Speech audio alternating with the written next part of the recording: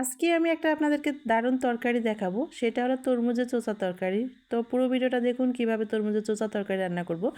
তো আমরা তরমুজ খাওয়ার পরে কিন্তু এই যে চোচাগুলো রয়ে গিয়েছে, তো এই চোচাগুলো আজকে তরকারি রান্না করব। আমরা কিন্তু চোচাগুলো এই যে মানে এইভাবে ঝুরি ঝুরি করে কেটে নিয়েছি, মানে ভাজি রান্না করব। আর তরমুজের চোচার ভাজি একবার যে খাবে তো বারবার খেতে চাইবে। তো এখন আমি প্রেশার কুকারে দিয়ে দিলাম, কারণ প্রেশার কুকারে আমি আগে সিদ্ধ করে নেব তাড়াতাড়ি, তাহলে আমার রান্নাটা হয়ে যাবে। আমি কিন্তু বেশিরভাগ সিদ্ধর কাজগুলো প্রেশার কুকারে সিটি মারে সিদ্ধটাকে করে নিই, তারপরে রান্নাটা শুরু করি। তো প্রেশারে যে আমার সিটি চলে আসছে, নামিয়ে নিলাম। নেওয়ার পরে এখন এই যে ঝাঁপাটা খুললাম, তারপরে ডালাতে ঢালিয়ে দিয়েছি পানিটা ঝরার জন্য। আর পানিটা ঝরে গিয়েছে, এখন আমি মূল রান্নাতে যাব।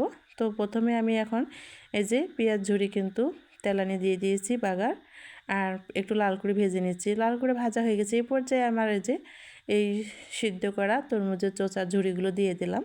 দেওয়ার পরে এই যে নাড়াচাড়া করে কিন্তু একটু নিলাম, তারপরে এখন উপকরণগুলো দিয়ে দেবো। স্বাদ মতো লবণ দিয়ে দিলাম। এরপরে দিয়ে দিচ্ছি আমি এখন দিয়ে দিচ্ছি একটু লাল মরিচের গুঁড়া, তারপরে দিয়ে দিচ্ছি একটু আমি হলুদের গুঁড়া দিয়ে দিলাম।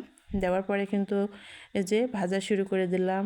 আর এভাবেই তরমুজের চোচা ভাজি রান্না করতে হয়, ঠিক জালি কুমড়া যেভাবে ভাজি রান্না করতে হয় সেম একইভাবে কিন্তু এই তরমুজের চোচাটাও ভাজি রান্না করতে হয়।